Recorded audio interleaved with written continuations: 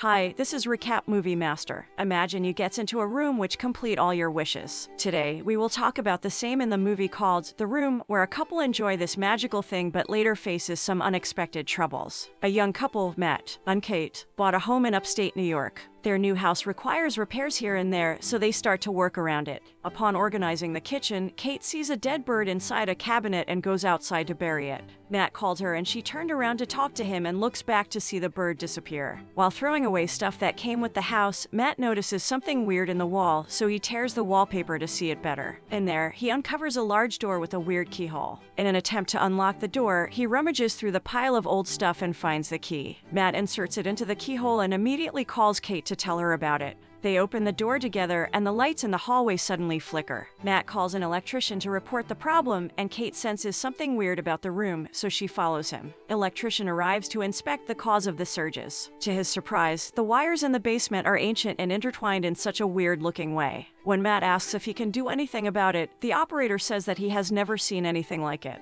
Before the operator leaves, he tells Matt about the home's previous owners who got murdered inside the house. Upon hearing the shocking news, he immediately does his research about it. In an old news article, Matt learns that the couple who died are named Paul and Madeline Schaefer. Moreover, the identity of the suspect remains unknown and is aliased as John Doe. Matt, being an artist, tries to draw John Doe's face on his sketchpad and takes a break from it inside the mysterious room. He finishes a bottle of liquor and wishes that he could have another bottle to himself. The lamp flickers, and to his surprise, another bottle appears. Matt examines the bottle and realizes that the room can grant wishes. Kate wakes up to the sound of flickering lights in the living room and goes upstairs to check on Matt. Inside the room, she finds him far beyond excited as space is filled with new stuff. Matt happily shows Kate an authentic Van Gogh painting and explains that the room can grant any material wish. Thinking that it is one of Matt's pranks, Kate laughs it off but later realizes that her husband is serious. She tests his theory and asks for $1,000, thinking that they will not get it. Matt started looking around and finally got the money Kate wished for. Still skeptical, she asks for $1 million and just like that, to their shock, they got millions of money. However, Kate finds it scary and walks out. Matt persuades her that they should have fun with it.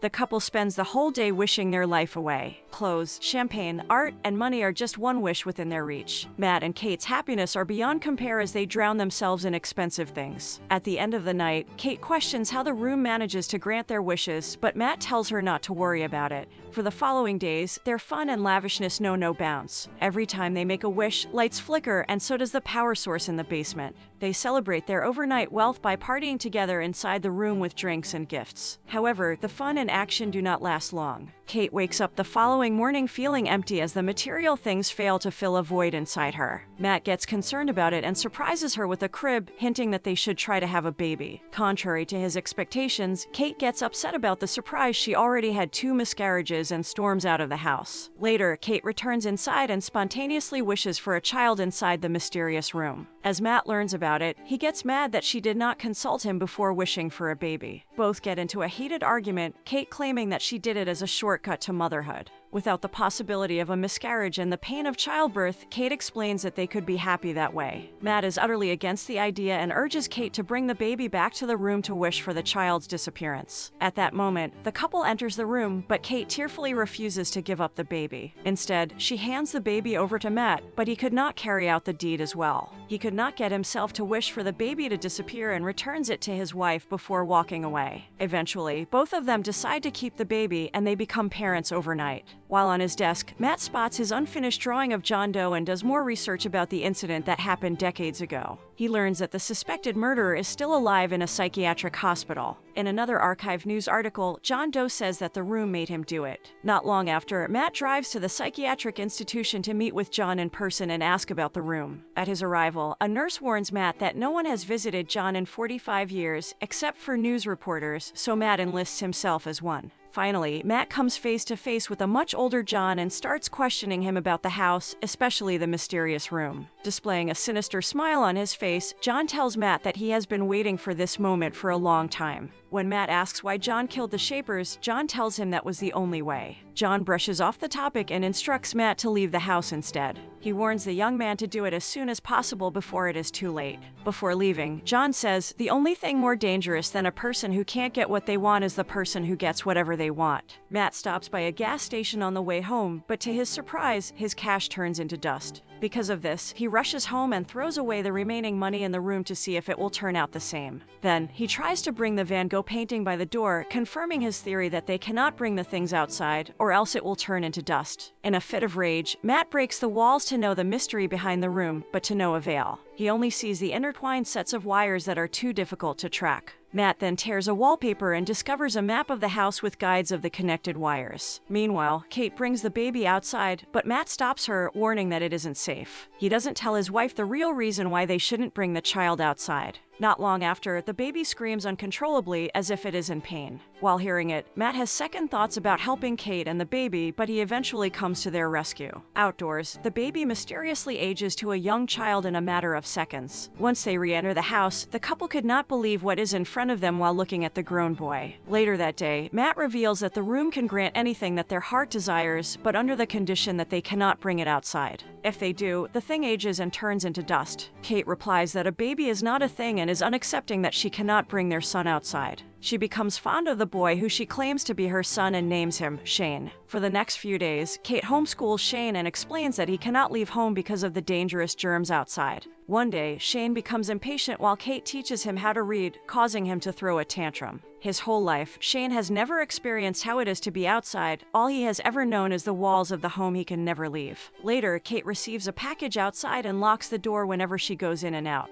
She gives the package to Matt, who ordered it, and unboxes a brand new gun. Unfortunately, Kate leaves the front door unlocked and completely forgets about it. While she is busy playing the piano, Shane sneakily makes his way to the front door and opens it unnoticed. He sticks his hand outside and feels the fresh breeze, deeply curious about the outdoors. Suddenly, Kate notices it and rushes to her son angrily. She embraces Shane, relieved that he is safe and unharmed. To prevent Shane from sneaking out, the couple decides to block every window with planks of wood. That night, Kate wakes up to Shane beside her bed, asking if he could sleep beside her. The boy tells his mother that he wants to be with her forever, making Kate hold him closer. However, her words fail to bring ease to Shane's mind as he still looks worried. Matt spends the next few days practicing how to shoot with his newly purchased weapon. He then comes back home and sees Shane playing with a snow globe inside his art studio. Strictly, he orders Shane to leave immediately, causing the boy to drop his snow globe. Until now, Matt has not accepted Shane as his son and acts coldly toward him. Not long after, Kate comes in and argues about Matt not acting fatherly toward their son. At nightfall, Shane walks around the house and sees a map that leads to the basement.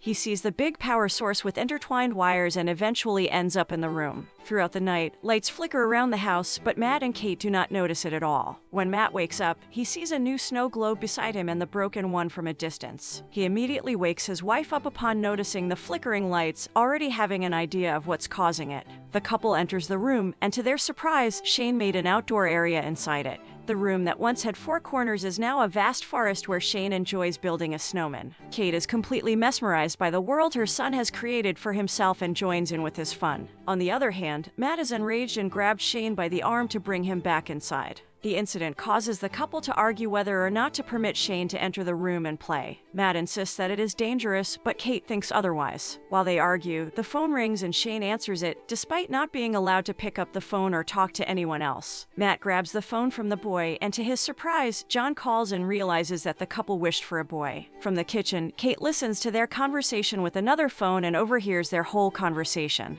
John explains that it entails the ultimate sacrifice of life for Shane to go freely outside the house. If Kate dies, Shane can go out and age like everyone else. Over the phone, John shockingly reveals that he was also a child granted by the room. John's mother killed his father before forcing him, as a young man, to kill her so that he could be free. Then, he tells Matt that he has 2 options: kill Shane and save Kate, or kill Kate and save Shane. After hearing the conversation, Kate leaves home, causing Matt to worry. She attempts to crash the car, but she could not bring herself to do so. Being alone with Shane in the house, Matt acts frantically and even trashes his studio. Not long after, he prepares dinner for Shane, who sits across from him in the dining room. The curious boy keeps asking him questions, and with his growing annoyance, Matt loses his cool. Shane is told that he is not a real boy and he does not have parents. Still, in a fit of rage, Matt drags Shane by the front door, but the boy runs back upstairs out of fear. In Shane's room, Matt realizes that he hurt him and sincerely apologizes for his actions. The boy asks if Matt could read to him, and they end up sleeping beside each other. As Kate arrives home, she is still confused by her emotions, but the sight of Matt and Shane lying beside each other brings her peace. Later that night, the couple shares an intimate moment as Shane watches. The boy waits for his parents to fall asleep and steals the key to the front door once they do. The following day, Matt and Kate discover that Shane went outside after seeing the front door open. In another area of the house, they are stunned to see Shane age overnight, though he still has the mind of a boy. He now appears to be a grown man and even holds his parents at gunpoint. Once Kate gets him to calm down, Matt throws himself at Shane and the two get into a fight. Being thrown onto the floor because of the brawl, Kate slowly loses her consciousness. Moments later, Kate wakes up to Matt, informing her that Shane died after being accidentally shot. Devastated, Kate goes out and breaks into tears, unable to cope with Shane's death. Matt comforts and carries her back into the house, where she continues to grieve. Back in the room where the fight happened, the real Matt gains consciousness and looks for his wife around the house. Still, in a state of panic, he notices flickering lights and gets under the idea that Kate and Shane, who is shape-shifted into Matt, are inside. All the while, Kate is still clueless about Shane being the one in front of her instead of Matt. However, she realizes the truth of the person's identity in front of her after Shane makes one of his habits of eating ice. Matt tries to make his way inside the room with all his will by breaking the wall and passing through all the wires. He finally reaches the room, which is now a forest full of woods. It reveals that Shane used the room to enlarge the outdoor area and duplicate the house inside it. He shape-shifted into Matt to kidnap Kate to the cloned home and take advantage of her in a sensual way. Determined to claim his wife back, Matt runs through the woods and finally arrives at the cloned home. He breaks in just as Shane forces himself on Kate in his bedroom. After hearing Matt break in, Shane gets up to prepare for another fight. This allows Kate to get up and leave, but she sees two versions of Matt across the hallway. Her dilemma at the moment is beyond compare. The two have an uncanny resemblance. One of them grabs her by the hand, but she pushes him after calling out Shane's name, which grabs his attention. Shane loses his consciousness after falling down the stairs and transforms into his real appearance. Meanwhile, Matt and Kate cannot get out of the room because Shane keeps wishing for them to be trapped inside. After countless tries of arriving at the same place, Matt stops and thinks of a way out. The couple comes face to face with Shane by the door, who advances at Matt and stabs him to death. Afterward, Shane comforts Kate but realizes that they are just clones and replications of the real ones. Matt and Kate quickly run to the room's exit through the woods while being chased by Shane, who grows more aggressive after being tricked. At the real home, Shane attacks Matt but is pulled with him outside. Realizing that it will cost his life, Shane runs back to the door, but Kate immediately closes it before he could get inside. Shane screams, "Mommy," while Kate looks at him as he ages into an elderly man. He walks slowly as his body decays and eventually turns into dust. Despite his faults, Kate still cries over his body, having spent a significant amount of time with him as her son. At that moment, the couple clings to each other after a traumatizing day. A month later, they move into a smaller place, thinking that they will now settle in peace. But things did not go expected for long. Kate looks in horror at her pregnancy test that comes out positive. She is unsure if the baby belongs to Matt or Shane. As if things are not bad enough, a lamp flickers and she gets under the impression that all along, they might still be in the room. The ending is up to you now. Share your thoughts in comment section and subscribe to Recap Movie Master.